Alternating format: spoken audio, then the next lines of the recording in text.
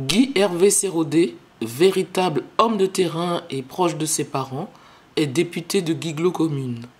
Il est président du groupe parlementaire Nouvelle Vision et membre de la Chambre des présidents à l'Assemblée nationale de Côte d'Ivoire. Profitant de ses tournées européennes à la recherche de partenaires et investisseurs pour la région du Cavally et la commune de Guiglo, il est sur les plateaux de Diaspo TV et Way Radio pour annoncer sa candidature au poste de maire de la commune de Guiglo pour les échéances électorales de 2018 dans sa région en République de Côte d'Ivoire. L'honorable Sérodé a profité de notre micro pour parler de ses ambitions, motivations et projets pour le Cavally et la commune de Guiglo. Je suis l'honorable Guy Hervé Sérodé, député élu de la Nation, élu dans la 35e circonscription de Guiglo Commune, actuel président du groupe parlementaire Nouvelle Vision, un groupe parlementaire purement indépendant, des 9 députés à l'Assemblée nationale de Côte d'Ivoire, donc membre de la conférence des présidents, deuxième personnalité de l'Assemblée nationale après le président Goum Soro. Je suis marié et père de 3 enfants. Je suis titulaire d'un master en économie, sorti de la Bourse École de Paris, la Sorbonne Panthéon 1. J'ai travaillé de 2005 à 2014-2015 à la BNP. Et en 2014-2015, je suis rentré en Côte d'Ivoire et occupé les fonctions de directeur régional de la LONASI, à Yamsoko. Et en 2016, j'ai été élu député de l'Assemblée nationale dans la circonscription de Guiglo Commune. Pour dire vrai, il faut reconnaître que je n'ai jamais milité au sein d'un parti politique. Comme je dis, je suis rentré en 2014-2015 en Côte d'Ivoire. Je pense que je travaille à l'ONASI, j'étais avec mon ancien directeur général, qui était vraiment un monsieur qui était dans le développement. C'était un acteur du développement. Donc nos nombreuses missions au niveau de sa région, c'était tout simplement la ville de Ségla et toute sa région. J'ai fait vraiment beaucoup de missions avec lui là-bas. Et j'ai vu un peu comment ça fonctionnait, comment il travaillait. Il était vraiment dans le développement. C'est ce qui m'a amené à aller vraiment travailler avec mes parents. Et après, il faut dire que l'appétit est venu en mangeant. Aujourd'hui, je me pose la question de savoir comment même je suis arrivé à la politique. Mais ce que je peux retenir, c'est que j'étais dans cette option-là d'apporter de l'aide à mes parents. C'était un devoir de reconnaissance. Et je pense que c'est comme ça, petit à petit, que la politique est venue. J'ai juste milité au sein de différentes associations, des associations d'entraide à la personne ou aux populations. Je pense que c'est ce qui m'a amené aujourd'hui à pouvoir braver ce poste-là de député pour pouvoir défendre les conditions de mes parents. Vous avez constaté, comme moi, qu'avec la crise du point DB, c'est la crise des forêts classées que nous avons vécue de manière récente, tous les événements qui se sont succédés. Vous comprenez comme moi que la population ne vit pas à son aisance là-bas, au niveau du Cavally. Vous êtes sans doute rappeler qu'on est quand même l'une des seules régions, c'est le Cavally, qui avons encore un pont à sens unique, c'est-à-dire que les voitures doivent céder le passage, il y a d'autres qui doivent passer avant que d'autres passent. Donc aujourd'hui on est dans une morosité de manque de développement, parce qu'on est vraiment touché par la précarité du développement, parce que le développement dans son entièreté n'a pas touché vraiment les populations du Cavally. On vit mal cette situation-là. J'ai fait plusieurs interviews là-dessus pour rappeler à l'État que le Cavally faisait partie de la Côte d'Ivoire. Même si on nous taxe d'une communauté de la branche politique FPI, il faut reconnaître que moi j'ai gagné en tant qu'indépendant dans cette zone-là. J'ai gagné en 6 mois parce que j'ai posé beaucoup d'actions sociales. Ça, il faut le reconnaître parce que j'étais inconnu, je sais quitté là-bas en 98. Gamin, tout petit, j'allais au village, mais les gens ne me connaissaient pas. Et je suis rentré là-bas au mois de juin 2016. En décembre 2016, j'ai gagné les élections parce que j'ai posé beaucoup d'actions. Les gens se sont reconnus en moi. Donc, concernant nos conditions de vie, c'est des conditions de médiocrité. Les populations végètent. Elles ne savent pas à quel sens se vouer. Nous interpellons toujours le chef de l'État parce qu'il faut rappeler que l'État même qui doit être en mesure d'assurer des conditions nobles aux populations. Donc, nous demandons à l'État de se pencher vers les populations du Cavally pour qu'on ait quand même des enfants de là-bas, les jeunes. Sinon, la jeunesse a un avenir un peu décent parce que on souffre vraiment dans le Cavally.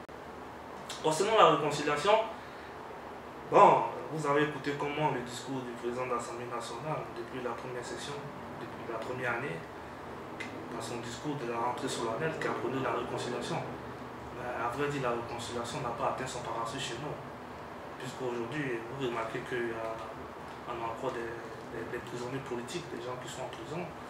Donc moi ce que je demande, c'est de vraiment aller sur le terrain et faire la vraie réconciliation. Ce que nous demandons au président de la République, c'est de s'intéresser vraiment aux conditions précaires de nos parents qui sont emprisonnés et de vraiment venir sur le terrain pour toucher le volet de la réconciliation. Parce qu'il faut dire qu'à Guiglo, dans le Cavalier, on vit en totale symbiose. Au niveau de la population des Cavaliers, sinon, je pense, comme je disais tout à l'heure, le Cavalier va très mal. Parce qu'aujourd'hui, on a un problème d'infrastructure. On est la seule région pratiquement qui a un pont dans ce niveau mondial, un pont à sens unique. C'est-à-dire, vous savez ce que c'est que les ponts à sens unique, que l'autre voiture doit attendre que l'autre passe avant de passer. Donc on lui vit très mal cette situation. Et puis ce pont n'est pas loin de s'effondrer. Donc on a interpellé les pouvoirs publics à pouvoir se pencher sur le cas du Cavalier. Il faut dire que le Cavalier a été, je pourrais dire, vraiment abandonné. Aucune infrastructure. Depuis l'avènement du président au pouvoir, on a bénéficié vraiment d'aucune infrastructure. Donc on demande toujours d'autres compétents de regarder vers les populations du Cavalier. Concernant la réconciliation, sinon concernant la vie en communauté, je pourrais dire, dans le Cavalier, je pense que nous vivons plus ou moins bien, parce que vous êtes censé savoir que tout dernièrement, on a une grave crise qui est venue de la forêt classée du Cavalier, du Guindébé, et qui a fait partie beaucoup de nos jeunes frères qui sont passés des vies à trépas. Donc il y a des problèmes de terre. Il faudrait que le gouvernement, dans la totalité, se penche là-dessus, avec l'ensemble des élus et cadres, pour qu'ensemble on puisse trouver une solution idoine. Donc je pourrais dire aujourd'hui que vraiment la jeunesse là-bas, broie du noir, il n'y a pas de travail, il n'y a rien, il n'y a pas de développement, il n'y a vraiment rien. Donc ce que je demande, j'implore vraiment les pouvoirs publics, qui sont ceux-là même censés pouvoir apporter le développement dans notre région, de laisser tous les clivages politiques et de comprendre qu'aujourd'hui nous sommes tous en fils de la Côte d'Ivoire et que nous devons participer aussi à la nouvelle Côte d'Ivoire, nous devons participer aussi au développement de la Côte d'Ivoire et ce développement on doit le toucher du bout des doigts. Ah ben nous c'est la fibre, c'est-à-dire que c'est le sang, ouais, c'est le développement. Parce que comme je disais tout à l'heure, qu'il n'y a personne qui va apporter le développement pour nous-mêmes, moi je me considère plus comme un agent de développement qu'un politique. C'est-à-dire qu'aujourd'hui nous n'allons pas faire la politique politicienne. Tout ce qui touche à la politique aujourd'hui doit toucher au développement. C'est-à-dire aujourd'hui il faut aller le développement à la politique. C'est ce qui me fait courir, comme tu me dis, cher frère, c'est ce qui me fait courir parce que il faut dire que, comme je dis, j'ai fait pas mal d'années ici. Aujourd'hui, je préfère mettre au profit de ma population mon carnet d'adresse. C'est ce qui fait qu'aujourd'hui, je suis venu en Europe. J'ai fait cette tournée européenne, non seulement me reposer, parce qu'il faut dire que ça n'a pas été une année facile pour nous, mais aussi pour tisser vraiment des relations de partenariat. C'est très important le partenariat avec l'expertise des Européens. Je pense qu'on pourra, en tant soit peu, avoir les moyens nécessaires pour pouvoir vraiment aborder notre politique de développement, qui est de créer des infrastructures, qui est de créer des collèges de proximité, parce qu'il faut dire qu'aujourd'hui, quand je prends un titre d'exemple, Guiglo, le lycée de Guiglo, en cas de 6e, ce qui moi j'ai pu toucher et visiter, les élèves sont 115 par classe. Parce que c'est simple, parce qu'il n'y a pas de collège de proximité. Quand tu prends la commune de Guiglo, nous avons 3 axes routiers. Il y a le canton Zaké, le canton Blao et puis le canton d'Eau. Mais vous n'allez pas trouver un seul collège de proximité, ce qui fait que quand les enfants sont à même d'aller au lycée, ils sont parqués dans des classes. Donc dans ces conditions-là, tu risques pas d'avoir des maximes, tu risques pas d'avoir des guillemets qui ont pu bénéficier des largesses pour pouvoir aujourd'hui être à ce niveau où ils sont. Donc c'est cette recherche à des partenaires qui me fait courir du côté de l'Allemagne, du côté de la Suisse et du côté de la France. La dernière fois, j'ai croisé le vice-président du Sénat français qui était le maire pendant 20 ans de Massy, avec qui j'ai eu des échanges fructueux. Ce monsieur-là même qui est d'accord pour nous accompagner dans notre politique de développement et d'assainissement de la ville de Guiglo. À mon arrivée en juin 2016, un peu plus de 15 ans hors du pays, nous avons posé pratiquement beaucoup d'actions avant même les élections. Parce que pour nous, c'était important de changer la manière de faire de la politique. C'est-à-dire que ce n'était pas une politique de promesses. Parce que j'ai toujours dit, je me considère plus comme un agent de développement. qu'un politicien. Donc moi j'ai posé des actes de reconnaissance à la tête de mes ancêtres. Quand nous sommes arrivés, nous avons fait au mois de juillet 200 opérations de l'ANI parce que j'avais compris que nos parents souffraient beaucoup de cette maladie-là, ce qui faisait qu'ils ne pouvaient pas se déplacer pour faire des travaux champêtres. Nous avons participé à la construction de certaines mentalités parce que nos parents n'avaient pas d'endroit où accoucher. Nous avons réhabilité des écoles. Nous avons posé beaucoup d'actions de développement, sans compter des parrainages, comme vous savez chez nous, qui sont monnaie courante. Voilà, des parrainages, des tournois pour égayer la population pendant les vacances scolaires. Et nous avons passé aussi beaucoup de messages de prise de conscience. Ce qui est fondamental pour moi, ce que je peux juger qui a été fondamental pour moi, c'est cette prise de conscience aujourd'hui au niveau de la jeunesse. Parce qu'aujourd'hui, croyez-moi, cette jeunesse-là aujourd'hui est mature, est prête à ne plus se laisser flatter. Donc ce que je vais retenir, ce n'est pas des actions que j'ai posées, des opérations, tout ça. Mais c'est ce message-là que j'ai fait passer et qui a été réceptif. Parce que toutes les actions que nous posons aujourd'hui, j'ai dit, au-delà des politiques que nous sommes des cadres de la région. Donc comme je dis toujours, la grâce de Dieu elle est injuste, Dieu donne à qui il veut. Mais quand Dieu te donne cette grâce-là, c'est pour que tu puisses regarder chez le voisin. Et moi, en posant ces actes-là, c'est des actes de reconnaissance qui m'ont permis aujourd'hui d'avoir la confiance de mes parents et de pouvoir gagner les élections en 2016. Et il faut dire que depuis 2016, nous n'avons jamais lâché le terrain. Vous avez suivi ici par rapport à la crise du Guinguébé.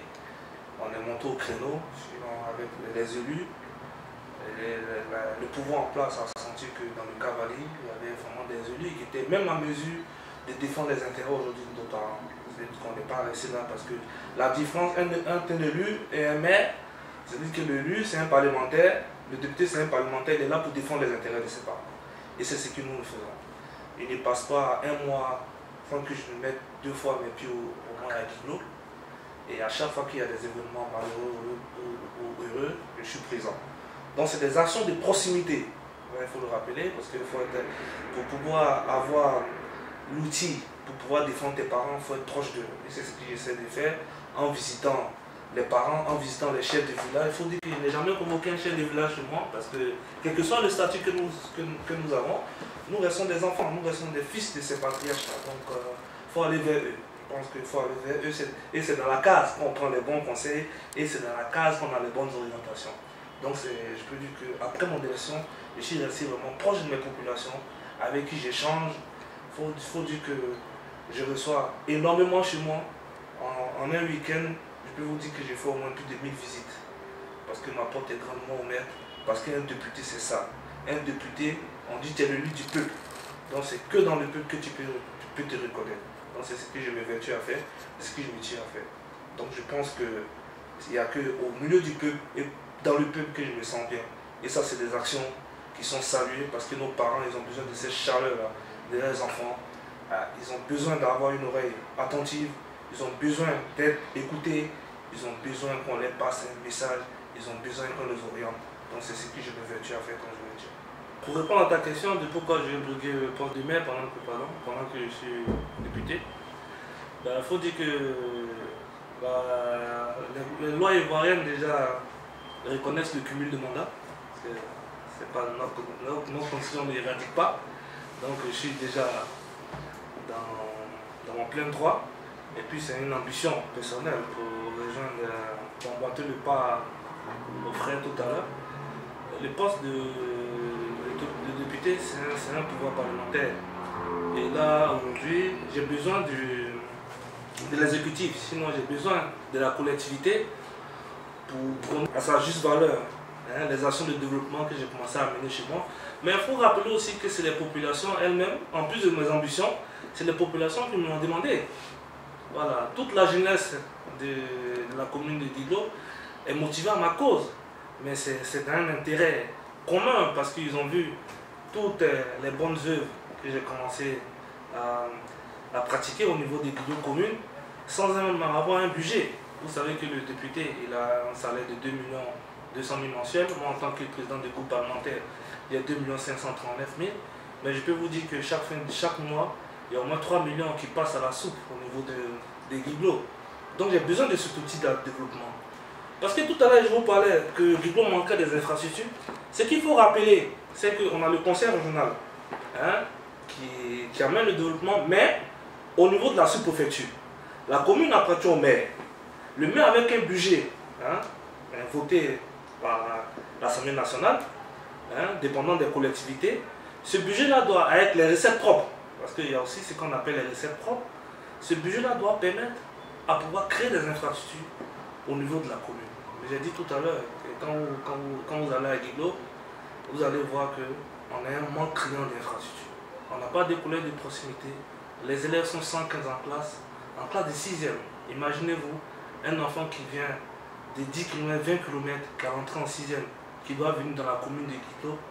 Mais vous conviendrez avec moi que cet enfant-là n'a pas la chance de faire des grandes études, puisqu'il doit laisser ses parents à l'âge de 9 ans, 10 ans pour venir aller au lycée à Guiglo.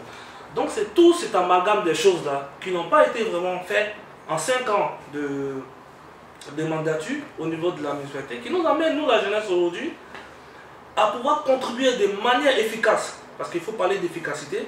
Voilà pourquoi dans mon programme, dans un de mes programmes, j'ai dit que les taxes de la mairie seront prélevées par des institutions en place. C'est-à-dire que l'argent ne va pas transiter dans les mains des collecteurs, ça va passer par un organisme qui va collecter ces fonds au niveau des commerçants pour que tout le monde, il y ait une certaine clarté dans les fonds prélevés, les fonds propres prélevés par la mairie au niveau des commerçants pour passer de manière efficace au développement de la commune. On entend, c'est pourquoi je suis là aussi pour tisser des partenariats. Parce que c'est ça, j'ai parlé de reconnaissance. J'ai parlé de reconnaissance de la terre de nos ancêtres. Et quand aujourd'hui, quand tu te dis que tu es ouais, l'argent du contribuable, tu dois utiliser à des fins utiles. Donc aujourd'hui, on ne va pas faire de la dentelle. Ce qu'il faut retenir, c'est que Guy Sérodé est candidat aux élections municipales dans la commune de Guiglo pour continuer à amorcer le développement dans toute, je dis vraiment, toute sa vigueur et que enfin les populations de Guiglo, mais on va intégrer même les populations de la sous-préfecture parce que c'est vraiment pas de la commune. Mais aujourd'hui, voyez-vous, il y a des populations de la sous-préfecture n'ont pas de mairie. Mais tout ça, il faut les intégrer dans les actions de développement. Voilà pourquoi nous prenons nos bateaux de pèlerins et qu'aujourd'hui nous nous trouvons en France pour signer des partenariats avec différentes mairies. Donc aujourd'hui, ce qui m'amène à être maire, à vouloir briguer le poste de maire, c'est entièrement le développement et le développement de la commune de Guiglo. Moi, je pense que la politique, comme je dis, on doit allier la politique au développement aujourd'hui. Donc tout à l'heure, dans mon intervention, j'ai parlé des actes prioritaires, qui sont pour moi la santé, l'éducation et la création de la main-d'œuvre locale. Je dis comme ça parce que j'étais à Cologne la dernière fois pour croiser un partenaire coréen. Parce qu'aujourd'hui, voyez-vous, dans la région du Cavali, qui est la grosse boucle aujourd'hui, Cavali-Gumont, du cacao et des matières premières comme des produits agricoles, nos parents sont lésés parce que des fois, ils ont la production qui reste en brousse. Ils n'ont pas les moyens de déplacement pour aller récolter les cueillettes. Donc nous avons initié un programme, c'est pourquoi j'étais en mission, comme je l'ai dit, pour pouvoir faire construire au niveau des Guiglo un marché de gros pour nos parents, pour les femmes. Parce que les femmes, et moi j'ai toujours dit que ma lumière, sinon mon étoile brille avec les femmes. Tout le monde sait ce qu'une mère peut apporter dans la vie d'un enfant. Donc on a décidé de construire un marché de gros. On a des partenaires qui sont aux portes, qui sont prêts. Dès qu'on sera élu, ça sera fait. Concernant la main-d'œuvre locale, on a décidé aussi avec des partenaires polonais de pouvoir construire une usine de production au niveau du Cavali, mais peut-être même l'étendre jusqu'au niveau du Guimont, parce qu'aujourd'hui, Guimont-Cavali, c'est pareil. Donc les jeunes sont désœuvrés. Donc il faut créer des conditions, il faut créer de la main-d'œuvre locale en faisant venir des opérateurs économiques qui vont créer des unités de production sur place. Et aussi, ce qui est important, c'est au niveau de la santé. Dans des villages, on n'a même pas de maternité. Il y a des villages où il n'y a même pas de lits de couche. Donc on est en train de signer un partenariat à la mairie de Massy. C'est en ce sens-là que la dernière fois j'ai été reçu par le vice-président du Sénat français, M. Vincent Delahaye, qui était ancien maire de Massy-Palaiseau. Et c'est dans ce cadre-là aujourd'hui que je suis attendu à 20 h à Massy-Palaiseau par la 7e maire et tout le cocon d'hommes d'affaires de Massy. Au niveau aussi des écoles, j'ai dit tout à l'heure qu'il n'y avait pas de collèges de proximité. Donc en 5 ans, je compte faire construire 3 collèges de proximité dans les 3 axes qui couronnent la commune de Guiglo, c'est-à-dire dans le canton d'O, le canton Zaké et le canton Blaou. Et après, c'est d'aider les jeunes à se prendre en charge à travers la construction d'une école de formation pour les jeunes entrepreneurs. Parce que vous voyez, aujourd'hui on parle d'entreprendre, mais si le jeune n'a pas la formation adéquate pour pouvoir savoir et ne pas confondre entre le fonds de roulement et les recettes, ça sera pénible pour lui de pouvoir mener à bien son projet. Donc il faut former les jeunes et il faut mettre un fonds de garantie. Il a décidé de mettre un fonds de garantie d'au moins 100 millions pour accompagner auprès d'une institution financière pour accompagner les jeunes à se prendre en charge. Moi, en tant qu'économiste, je sais que l'État, c'est une continuité. Si aujourd'hui, on a la possibilité de se faire octroyer des prêts auprès des institutions financières, et tout en sachant que pour mener à bien nos programmes, même si dans 5 ans on n'est plus là, on sait bien entendu que l'État, c'est une continuité. Le prochain maire qui va venir, et il sera en mesure de rembourser ses prêts là. Mais ce qu'il faut savoir, c'est qu'aujourd'hui, il y a un bilan, les finances seront mieux gérées parce qu'on a une équipe dynamique.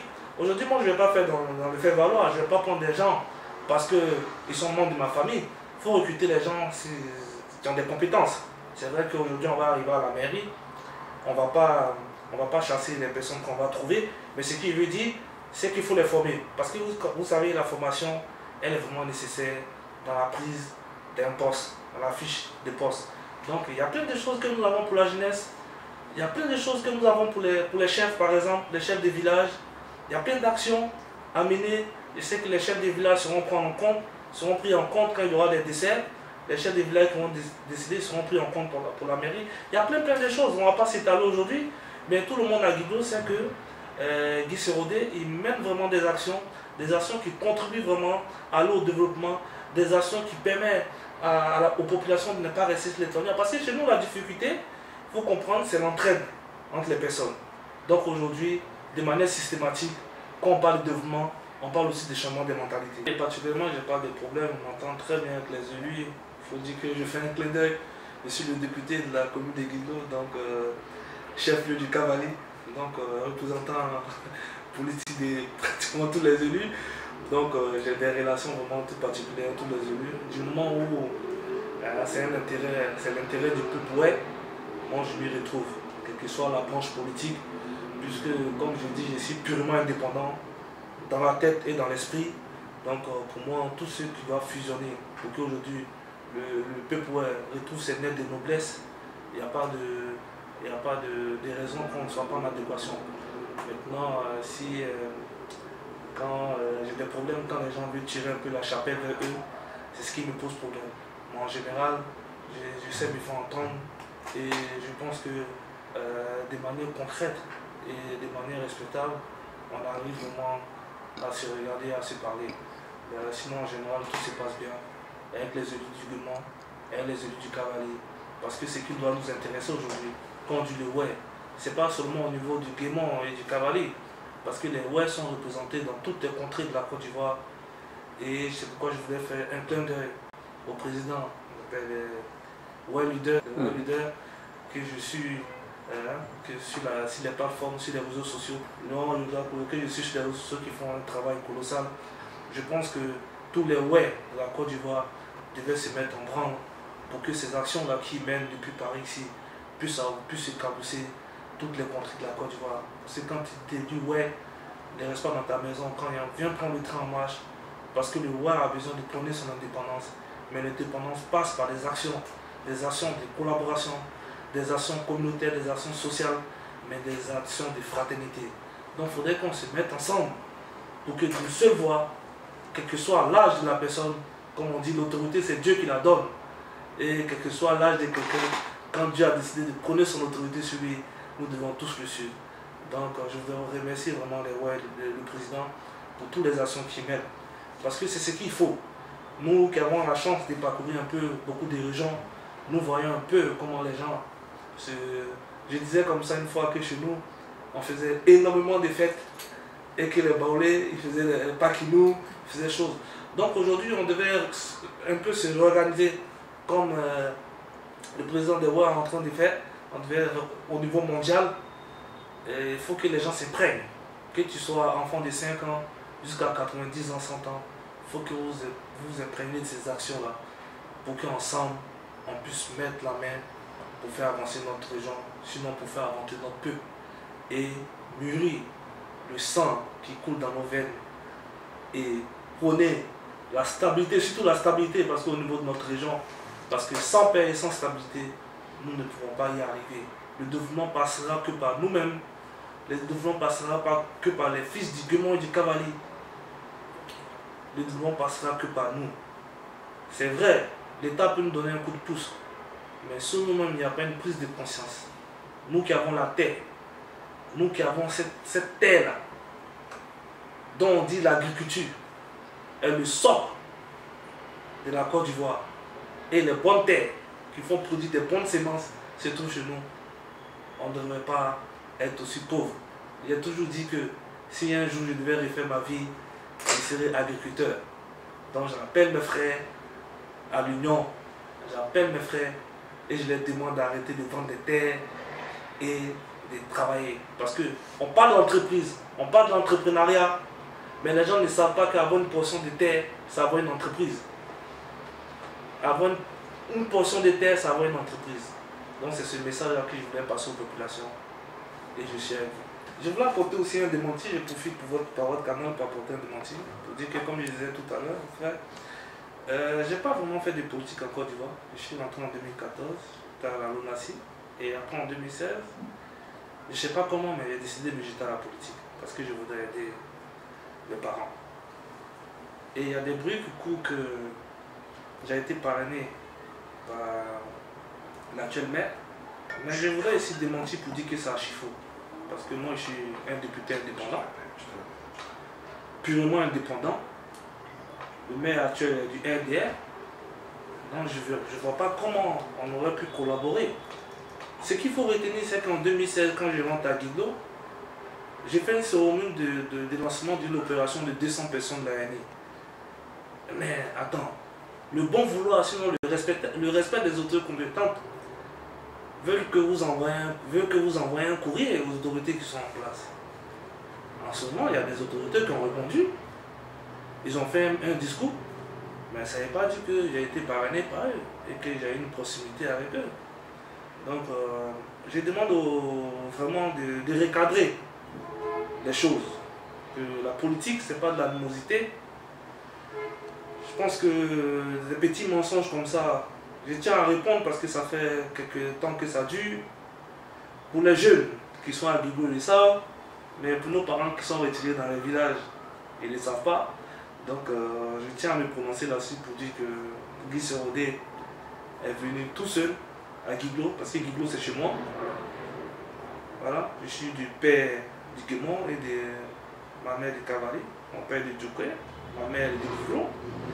J'ai passé vraiment tous mes vacances depuis l'âge de 6 ans à Guiglo, entre Bangolo et Guiglo, parce que ma tante, le mari de ma tante était en fonction à Bangolo, et pendant les vacances, j'étais tout le temps à Guiglo. C'est de Guiglo même que je suis venu à Paris quand j'étais en vacances. Je suis venu directement de Guiglo à Abidjan et je suis venu à Paris. Donc, je tiens vraiment à rassurer les populations que tout ce qui se dit 6 mois, c'est archi faux. Je suis guéri, je n'ai pas fui mes origines. Je suis guéri de père et de mère, dont eux-mêmes les parents sont guéris de père et de mère. Mon père c'est le feu commissaire Guy Serodé, guéri de Djoko et de Bago. Ma maman, c'est Madame Serodé, née Baodel Joël, guéri de Goya. C'est simple. La politique ne demande pas ça aujourd'hui. Hein? Ce que la politique demande, c'est de parler des actions concrètes que nous allons faire pour sortir nos peuples de l'obscurantisme. Parce que jusqu'à présent, on n'a pas encore atteint notre cercle d'humanité au niveau de la région. Parce qu'on est tout le temps dans les petites considérations. Pendant que les gens sont en train d'évoluer, nous on se vertue, sinon on se tue à rentrer dans des petites actions néfastes qui ne produisent aucun effet positif sur nos populations. Ce qui intéresse les populations aujourd'hui, et plus particulièrement la population du Guémon et du Cavalier, c'est de pouvoir sortir de l'obscurantisme et atteindre cette carte d'humanité. Parce que c'est la seule issue, l'issue idoine qui nous permet de se prendre en charge. Et c'est ce qui nous intéresse aujourd'hui. Ce qui nous intéresse, c'est le développement. Rien que le développement. Et encore le développement. Parce que sans développement, vous comprenez que on ne peut rien faire. Sans école, on ne peut rien faire. Sans infrastructure, on ne peut rien faire. Sans entrepreneuriat, on ne peut rien faire. Donc c'est des sujets majeurs sur lesquels on doit se prononcer. Sortir des petites querelles, parce que ça n'avance pas le peuple, ça ne fait que nous diminuer.